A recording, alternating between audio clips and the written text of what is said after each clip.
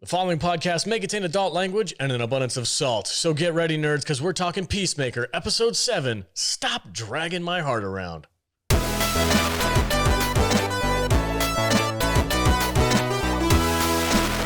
Welcome, everyone. Thank you for joining us on this episode of the Salty Nerd Podcast, where we break down HBO Max's Peacemaker. I'm joined, as always, by my fantastic panel of nerds. Matt Vader's here. Welcome, sir. Hey, buddy. Is it a good time to rock? It's a good time to just... yeah. It's never a bad time to rock. There you go. Jude is also here. Hi. I was like, what is she doing? She's drinking, of course. Are you ready to rock? Yes. All right, great. Matthew Kadish is here. He's always ready to rock and roll. I was born ready. I woke up ready. I woke up ready. I'm always ready. Drop of a hat. Right on. All right, guys, we're going to be doing heavy spoilers for the new episode of Peacemaker. So if you haven't seen it, go watch it and then come back and check out our review where we do a deep dive analysis of what happens in this episode. Before we get into it, we are going to take a quick break. We'll be right back. Welcome back, everybody. Hey, if you'd like to support the podcast, go to saltynerd.com/DC and download a sweet-ass mobile game called Dragon Champions. Kadish is the masterclass Dragon Champion himself. He's level 80, whatever the hell. Vader's coming up in the world. Vader's coming up in the world. Where are you at now, buddy? 48. 48. All right. Right on your heels, Kadish. Oh, my goodness. So, Kadish, why don't you tell the people exactly what this game is and why you should download it? Yeah, it's a hero collector game. It's kind of like a massive multiplayer online game, except it's more casual than an MMO.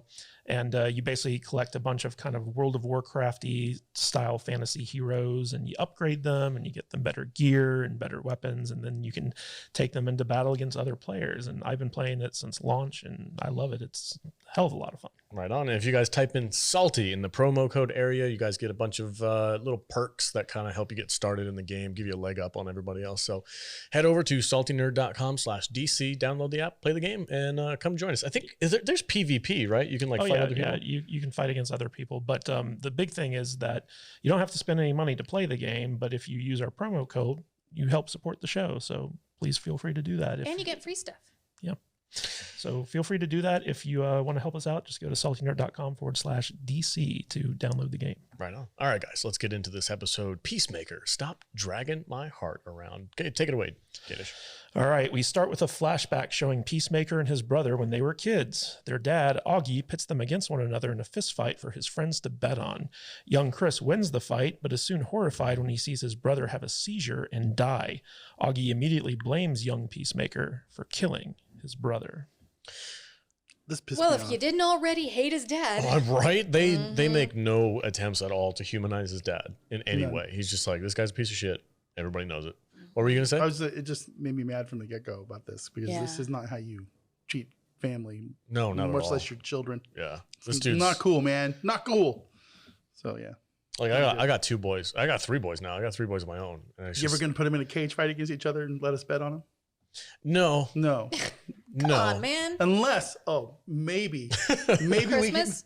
we can go to the bounce house and let them do the jousting thing with the thing. Yeah. I'll put some money on one of them. That might be kind of fun. That's actually. Dope.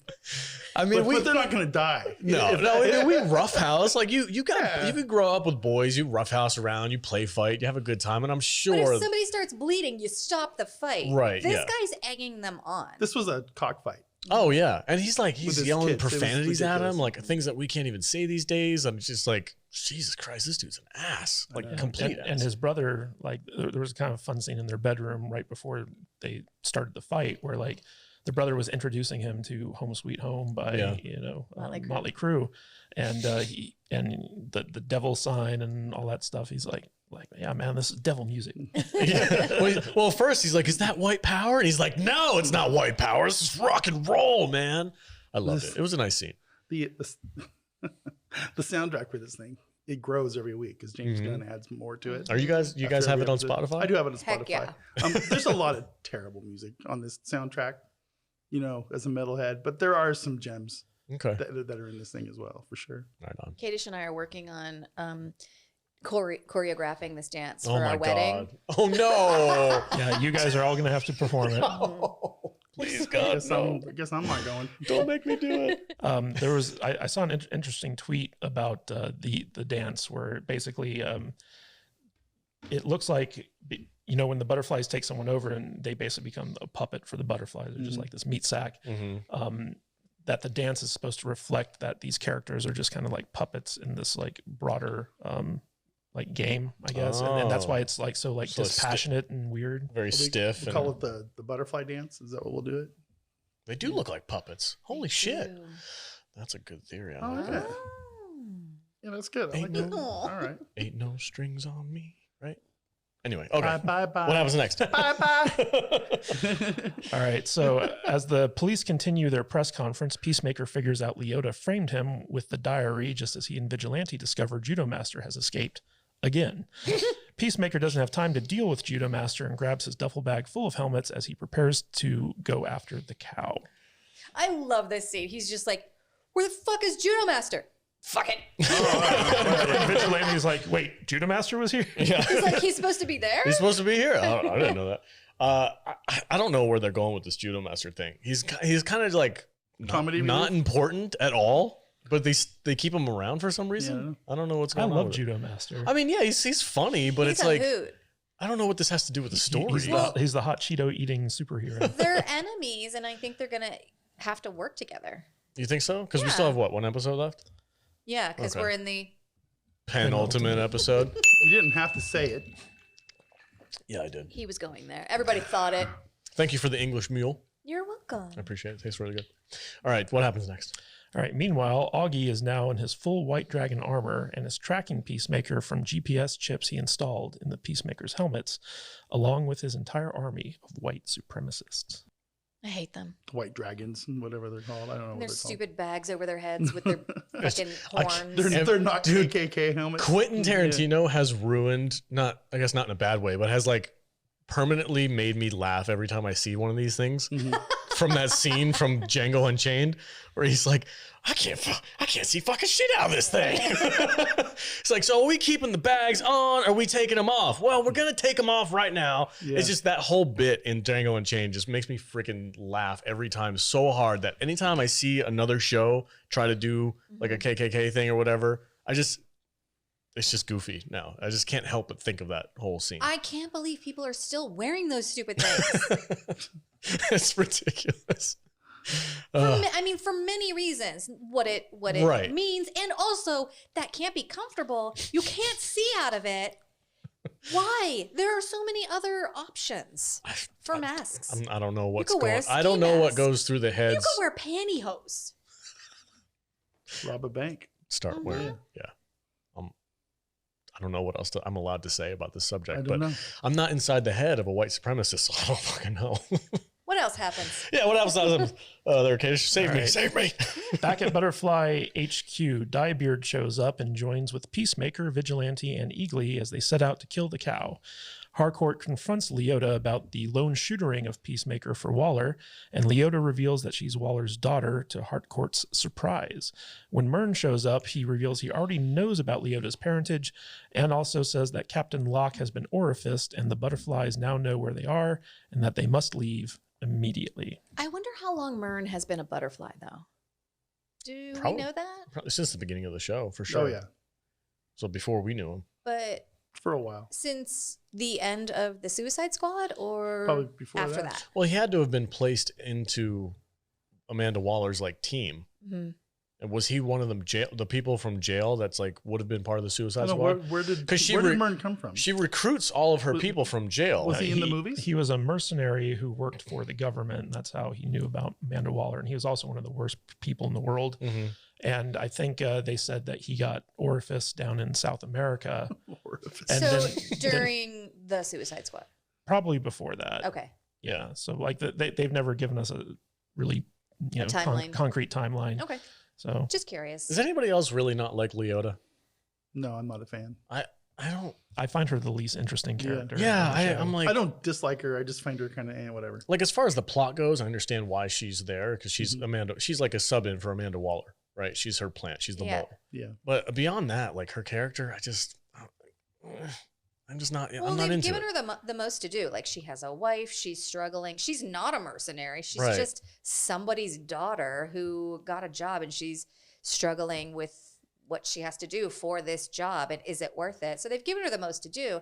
I don't dislike her either, but I guess I care, but I don't find her like riveting. Yeah, I'm just kind of like, given the amount of information they're giving us about her, you'd think that'd be she's supposed to be us, right? She's supposed to be the audience sub-in. Okay. Because she's the most humanized character out of all of them.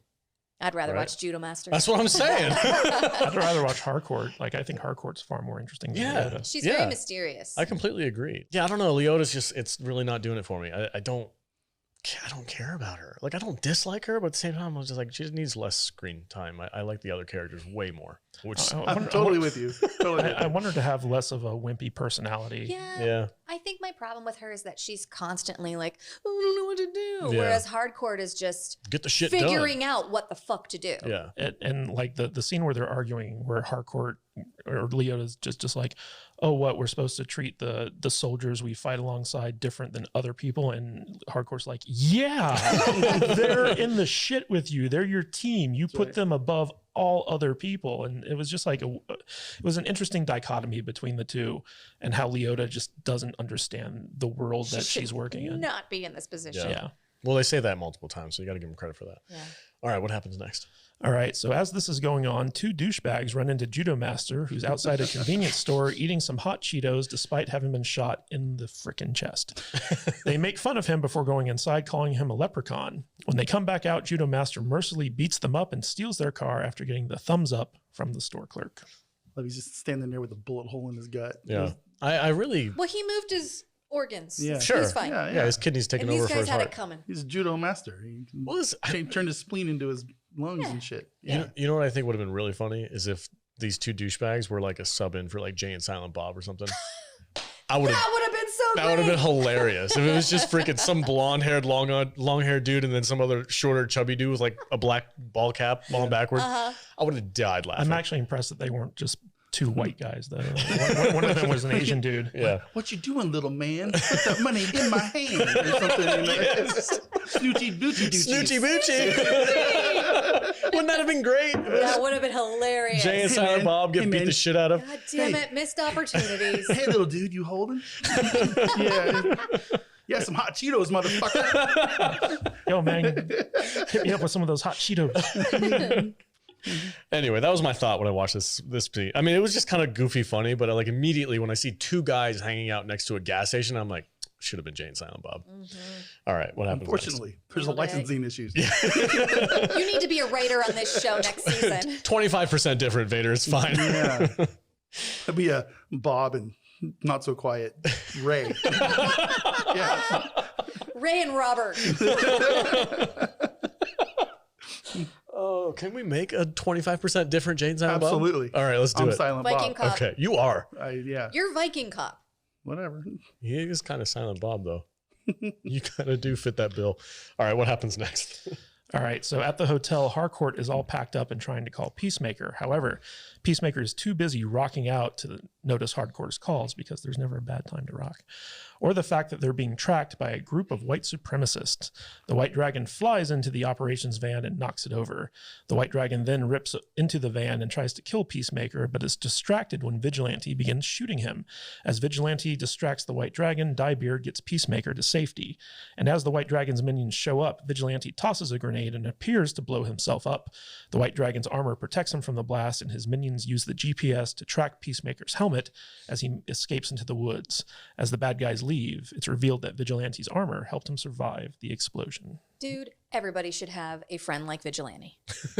He was a freaking badass in this scene. Yeah, he is. Yeah, he's stole the show for this. Yeah, he's killed way more people than Peacemaker has. Yeah, that's what I'm like. Peacemaker. This is Peacemaker's show, but he's kind of like, I don't want to kill anybody anymore. Meanwhile, his buddy Vigilante is a complete freaking badass. I love Vigilante, and I love his like weird fucking brain where he's like, oh, should we not kill them? Oh, or like I'm going to draw us having threesome surrounded by dolphins. Yeah, complete sociopath. Diebeard's like, I don't want a dolphin watching me. Did they make a comment about that chick who actually had the thing with the dolphin a couple of years back? You remember that? Do you guys remember hearing about that? This is a documentary on it. No. You never heard about that? Oh. This is going to fuck me up. Yes. I don't want go it. there. Yes. I don't want it. She's a marine biologist, I and don't she want gets it, and she stays. I literally just said I don't want it. I'm gonna tell you about it. Anyway, no, it's Vigilante's freaking badass, dude. I really liked him in this episode, and I'm kind of mad that Peacemaker didn't have more to do as far as like you got Peacemaker and Vigilante who are like really good at killing people, and the White Dragon guy has like a whole team of people that are completely useless. They're all bullet stoppers. Yeah. I was like, either have Wearing the guy, stupid bags either on our have heads. White Dragon's like minions actually be meaningful and be able to fight and do things, or have Peacemaker be able to take a couple of them out. I've noticed that a lot about this show. The people that are going to die, they're all just there to eat a bullet. Yeah. They don't really do much of anything except fall down. I wanted to see whether they're cops or, butterflies in a warehouse. When Vigilante threw the grenade, I legit thought that he like blew himself up. I was like, is that how they're going to take out Vigilante? So I was kind of glad to see that he like survived it. He was just like, he accidentally fucked himself up. a little messed up. Oh, poor Vigilante. Kind of stumbling around a little bit. But it kind of makes me wonder like why in this episode, Peacemaker is not the most badass character. Well, I think we definitely needed more from everyone else. We needed more from Diebeard. I am here for everything Eagly does. Well, I will point out that Peacemaker saw his dad and was surprised that his dad was trying to kill him. And so like that was what caused him to hesitate. And that's when Vigilante sprung into action, because Vigilante just, he doesn't hesitate when stuff starts happening. That's a dude that actually will kill every man, woman, and child. For liberty. For fun. for shits and giggles. All right, what happens? Like, oh my next? God, he saw my secret identity. I have to kill him. All right, so in the woods, Peacemaker realizes the racists are tracking him via his helmet, so he ties his helmet to a raccoon to throw his father off the trail. That was pretty funny. Gets his face all scarred up. Raccoons are hardcore. What did I tell you? That's exactly what I thought was going to happen when somebody grabbed a wild raccoon. As this is going on, Vigilante steals one of the cars from the white supremacist, but doesn't make it very far before passing out from his injuries. I hate that this show's growing on me. I really do. Yes. That's the thing, though, man. This show is growing on everybody that watches it. It's like I've noticed there's a very hard shift in the critiques of this show. Mhm. It's winning people over. It is. It is. really Like is. the first 3 episodes, I hated them, Mm-hmm. but so far, it has changed the things that I didn't like. It's way more balanced now with like serious and comedy. It's got a lot more fun fighting. Everybody's kind of like equally paced as far as that. Like it wasn't like that in the first 3 episodes, but then it changed over. So, man, I'm getting into it. It's way more fun than it was, and I'm hating myself. I'm a little about it upset. bit. I don't think we've seen any boobies since the Not first since episode. first or second when that crazy freaking The crazy 80s chick. Yeah. Well, also the neighbor that they bribed. The threesome. Oh, that's right. Yeah. Vigilante kept his mask on. All right. What happens next? All right, so back at the hotel, the butterfly-possessed police show up in force and corner Myrn before he can escape. To the horror of Harcourt and Leota, Myrn is killed by the police, and the Goth Song-possessed being crushes the butterfly version of Myrn before the group heads out to move the cow someplace safe. When Harcourt and Leota enter Myrn's room, they find the injured Myrn fly is still alive, but the poor little thing dies in Harcourt's hands. I was actually a little upset. When his little bug hand reached out and it's an ET moment. It's like, oh, look, the little 10 CGI ultimate. thing. Damn it. That was good. Jude's just like, I'm mad at you. Drink. I didn't think they were going to kill Myrn. I was a little upset. I'm glad they did, though, because it gives the show stakes. Yeah, sure. Like, if nobody in the main cast died or was even in any risk of dying, then It's like, the finale, we'd be like, oh, everybody will be fine. I tell you though, like seeing Myrn die wasn't a big deal to me, but then like the little butterfly where he's like all crushed and he like reaches out and that was heartbreaking. That was really sad. Fucking Judomaster. I'm sorry, he just popped on the screen. Get to it. Yeah, go ahead. What happens next? All right. Suddenly. All right, before they can recover, Judomaster shows up and attacks them. Harcourt is able to hold her own against the tiny karate man long enough for Leota to tase the fuck out of him and knock him out. I love this fight. I loved watching Harcourt go toe-to-toe with Judomaster. We haven't seen her do anything like that yet, have we? No, and she's clearly a fucking badass. Yeah. And I kind of thought to myself, like, well, like, she's a badass, but she can't be as strong as him. But he has a bullet in his chest, so it kind of evens up the match a little bit. Well, and he's 4 feet tall and weighs 82 pounds. Yeah, so is she, and so does she. She's like a foot taller than him. Do we But know? yeah, I get it. Do I we get what know? you're saying. Do we know that he's super powered, or is he just a dude who knows karate? Really I think he's good? just a little dude. He's who knows, a master really of good karate. judo. And Yeah. he's obviously bulletproof. Nobody knows what you have to go through to be a master. I'm just of curious, judo. like, what the rules are for this show. Like, I know in the greater universe, obviously, there's Here's the rule: comic book movie. Well, if you're a master of judo, pop it into the comments. Do you have superpowers? Can you move your kidney and your spleen if you get shot in the chest? I'm also wondering, like, he's not a butterfly, right? Like, No, we don't know. No, but he did But say I that. don't think so. But He did say that one thing where, like, the butterflies aren't what you think they are. Wait, they're not what you think. Yeah. Yeah. So we haven't gotten an answer to that yet. No. You are correct. So Interesting. season finale, maybe. It's like, whose side is he on? They keep him alive for some reason. Yes. And I believe James Gunn is good enough of a writer to be like, gonna pay that off later. I do kind of wonder if like the opening credits dance scene isn't like a little bit of a because he's like on his foreteller shoulder. because he has the little ending with where he's Yeah. on Peacemaker's shoulder like that. Yeah. Well, I mean, everybody's doing the dance. Yeah, but But Peacemaker and Judomaster are or the like big finale the big part. finale moment. So maybe in the big finale of the show, They're they're gonna gonna work fuck? together. talk What about- happens I next? did Talk it. about a spinner, right? You just get on top and spin. Nothing's more Judomaster than spinning, right? Oh my god, we just triggered Vader. What happens next, Kate? Just covered in hot Cheeto dust. That's some hot Cheeto dust yesterday. That's kind of hot. Don't put it there, it's gonna burn. Both literally and figuratively, yeah. All right. So as Peacemaker and Diebeard catch up with Vigilante, the White Dragon army discovers they've been fooled by the raccoon. As Peacemaker starts driving away, he realizes his duffel bag of helmets is in the trunk, and he has to get rid of them to keep his dad from finding them. As he gets rid of the helmets, the White Dragon army shows up and attacks him. As he fights them off, his father punches Eagly, seriously injuring the bird. I was so mad. Enraged, Peacemaker begins fighting his father, but is no match for his father's advanced armor. When it looks like the White Dragon is about to kill Peacemaker, Vigilante shows up and attacks the armor's weak spot, giving Peacemaker the opening he needs to gain the upper hand. Set up and pay off. The only problem I have with this scene is when they take the helmets out of the car. Should have just taken them out of the trunk, dumped them, and kept going. But Yeah. instead, he has to take the bag of helmets and like run a quarter mile off the side of the road to dump them. I think he was thinking that he didn't want his dad to distribute those helmets to the minions so they could use them. Okay. But that might be my headcanon. I'm very upset about Eagly. Yeah.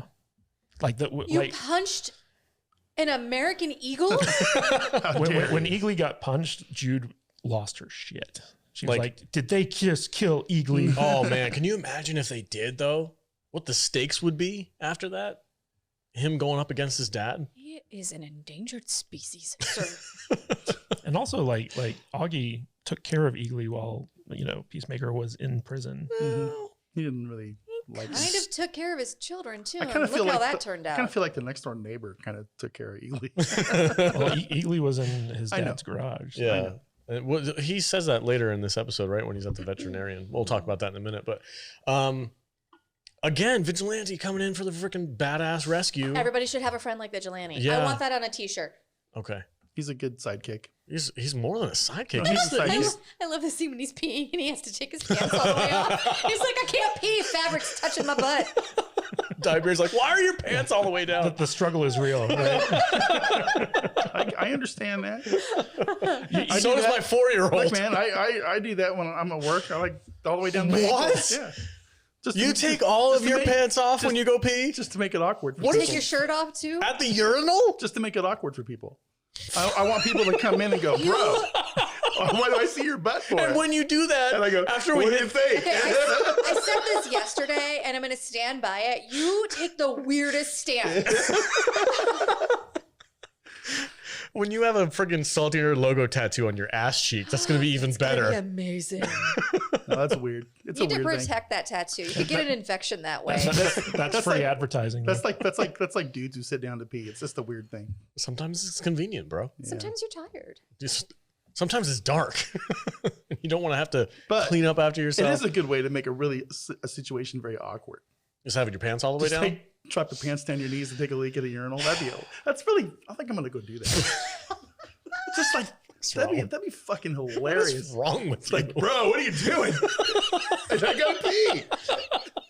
I'm so upset I don't have a penis. You just gotta say the same thing that Vigilante says. I can't pee when there's something touching my butt. I'm doing it. I'm doing it from now on. Does this For look real. okay? That's awesome. Am I doing it right? It's like, what are you looking for? Fucking weirdo. I've never done it in public before. I don't know. You know what gets me about this is that I get a real kind of Big Trouble in Little China vibe where like Vigilante is actually the hero of the show. Oh, yeah. Even though we're following around Peacemaker, who is probably more accurately the sidekick. Yeah, that's 100%. I think Vigilante is the main hero of the show. He does all the badass shit.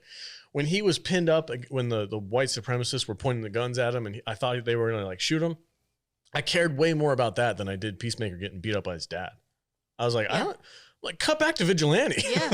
Yeah, Vigilante was the one who took out Goff's family when Peacemaker couldn't do it. Yeah. Like he's always been there to kind of like, take care of business. Right. So at this point, are there characters in this show that we don't care if they die yet?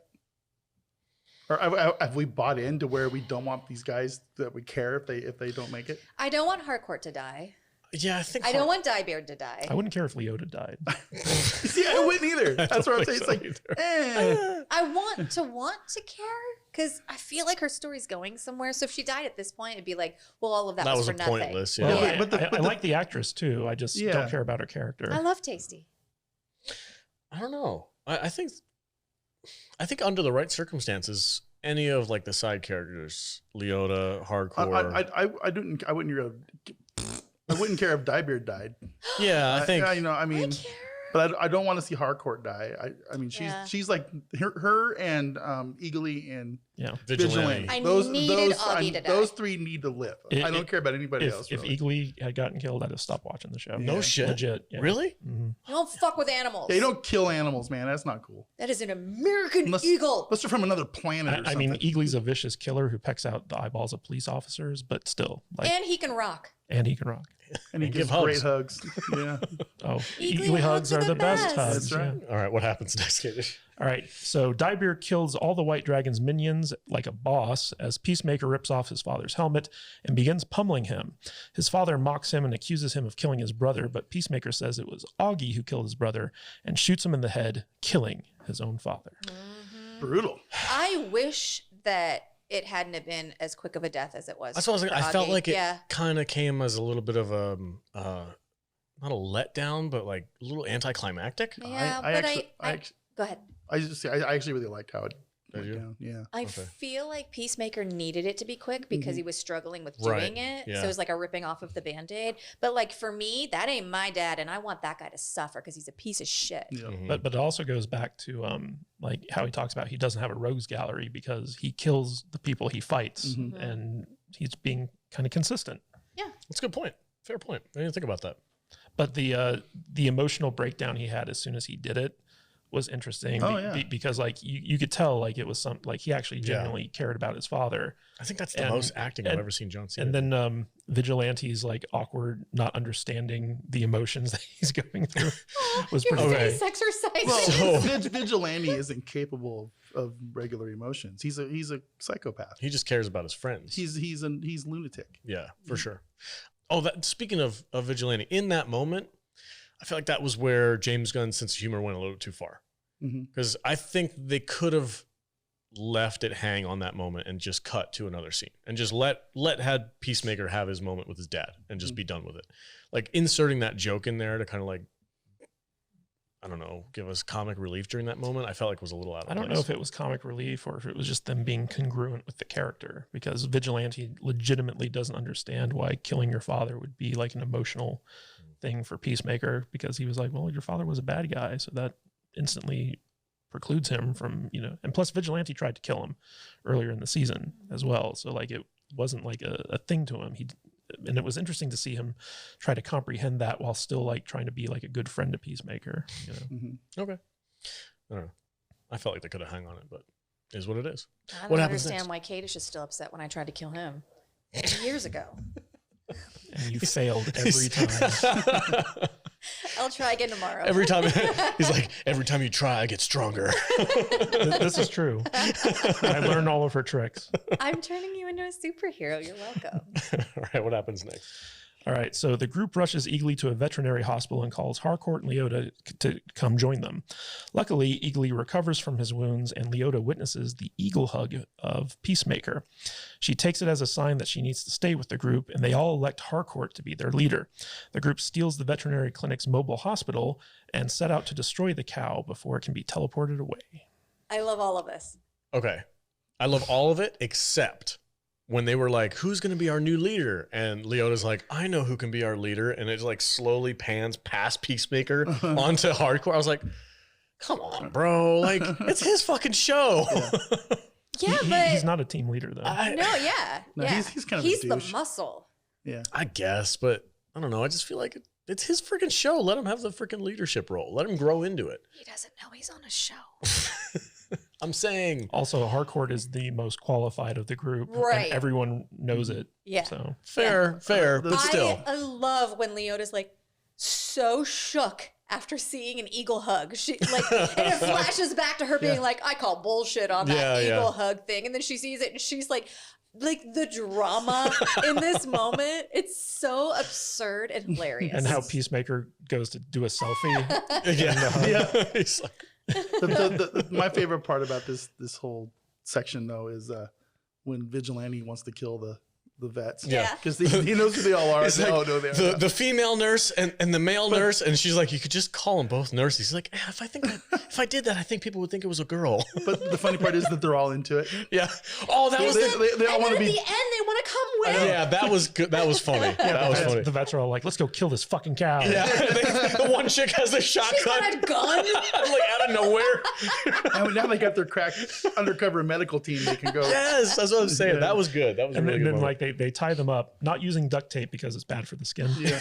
I love that too. Vigilante's like, well, we should, be sensitive to their skin. They're like, you just wanted to kill them. And he's like, yeah, but I don't want them to get skin rashes. And as they watch them drive away, they're just like, those people are messed up. And then they take their car. I don't know. I mean, if a group of assassins came to my job and we're talking about this, I'd be like, can I come with you guys?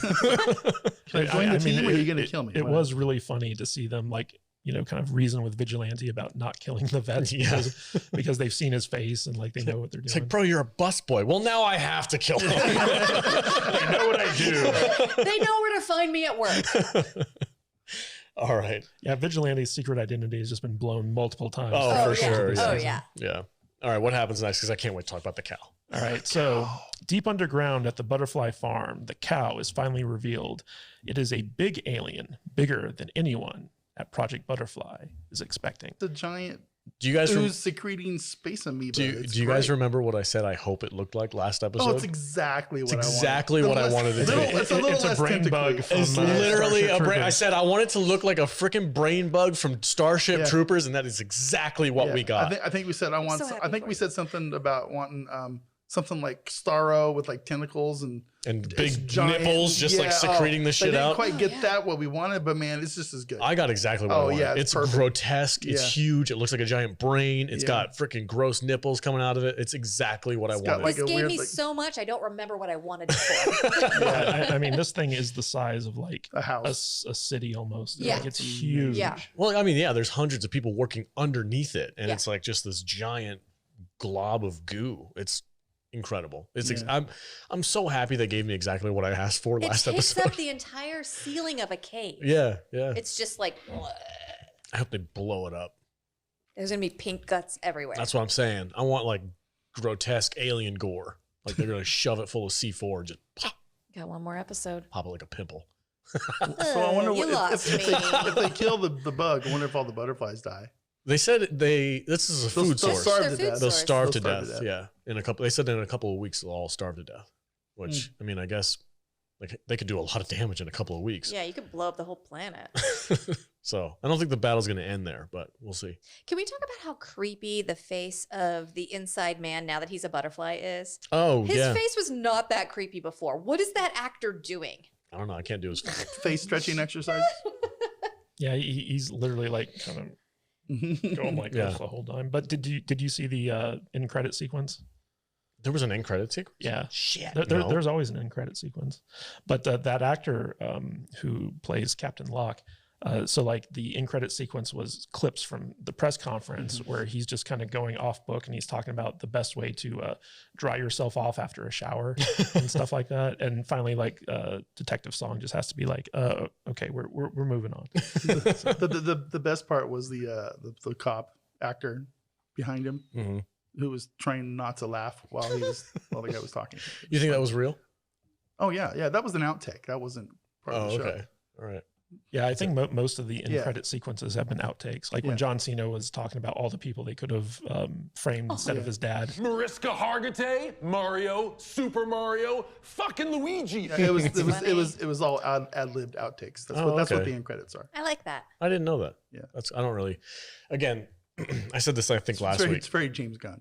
I know we're doing this for the show. I don't know if I would keep watching it on my own if it was just me. Now at the penultimate episode. God damn it. I'm kind of on board, but it's been a long, hard journey for me so far.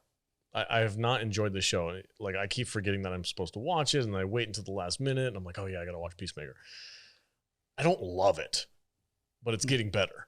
So I'm glad it's getting better. But that's my final thoughts. Vader, what's your final thought? I feel like this show is going to have a big rewatchability factor. Like once all the episodes are out, like you can sit down and binge it and just be like, oh man, this was really good. When this show first started, I didn't know if it was going to be good or if we were going to have another invasion situation. But I'm glad we have watched it, and because I've enjoyed it pretty much from the get-go. Okay. There's a little bit of a lull, I think, in like episode 4 or 5, but it's picked back up and it's good. I highly recommend people watch it. Okay. Jude, final thoughts on this episode? I thought it was just such a good time, start to finish. And I'm really liking where the friendship is going with Diebeard. They like the same music. Yeah. That's awesome. Yeah. I'm having such a good time. I can't wait until the next episode. Cool. And I'm kind of disappointed that it's over. Almost. It'll be interesting to see how they tie it into the greater DCU, I guess, going forward. Yeah, that is a big question. I also love like the cow's one sharp tooth in the middle. It looks like a baby tooth. It's like Bugs Bunny's teeth. Oh, I'm sure we're gonna get like the cow Funko Pops and stuff. That'll be pretty wild. Really? Yeah, why not? I don't know. Just supersized. Look at that thing, dude. It's so gross. It's got like 8 eyes. Yeah, that's exactly what I wanted it to look like. Just a giant blob of grossness. Are you a writer on this show? No, I'm not that good. Katie should be so mad at me. He's like, you what?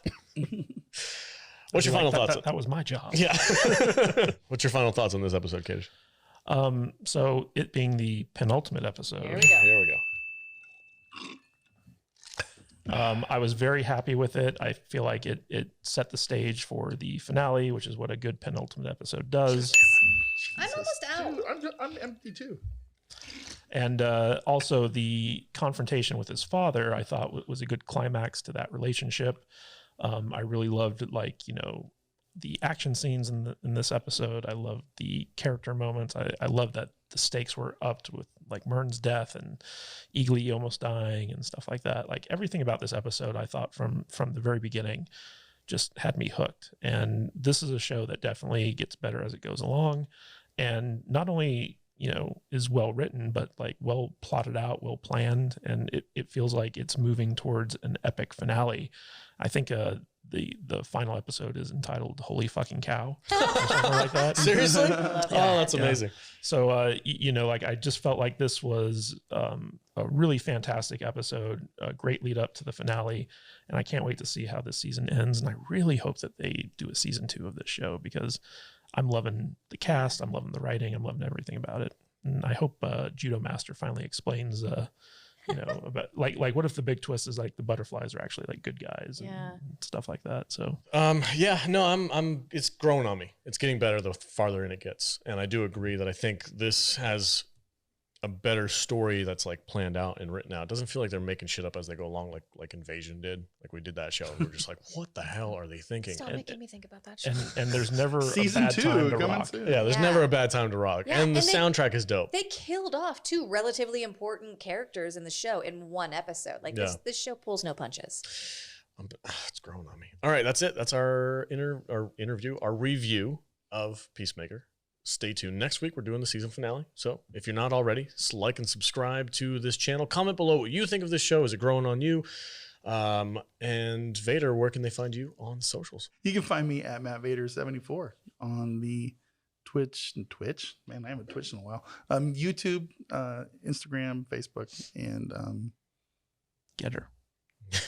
other things. You're doing something new with the Saturday live streams, aren't you? I'm retooling the stream for Saturdays. Yes. You have an idea what you're going to do? Yeah, I'm just going to play games. But It's Just sell it a little harder than that, buddy. Yeah. You're gonna go more of a gaming stream. it's going to be more of a game stream for Nice. a while. Okay. I'm just Switching gears. Just taking it back. switching gears for a little bit. All right, that's cool. Right on. Jude, where can they find you at? You can find me at I am Jude Juju on Instagram and TikTok, and you can find us on Facebook at the Salty Nerd Podcast on Facebook. Excellent. Matthew Kadish.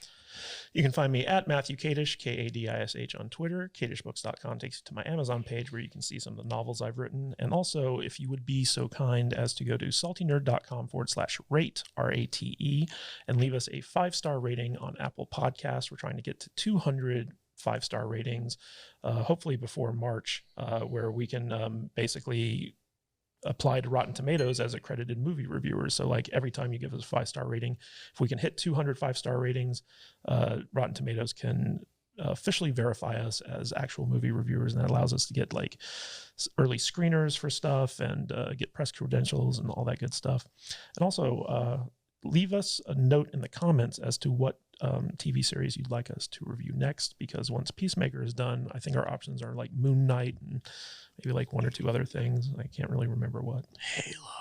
Halo. I'm reviewing Halo. If we don't do it on the main show, I'll be doing it on my Monday night live stream.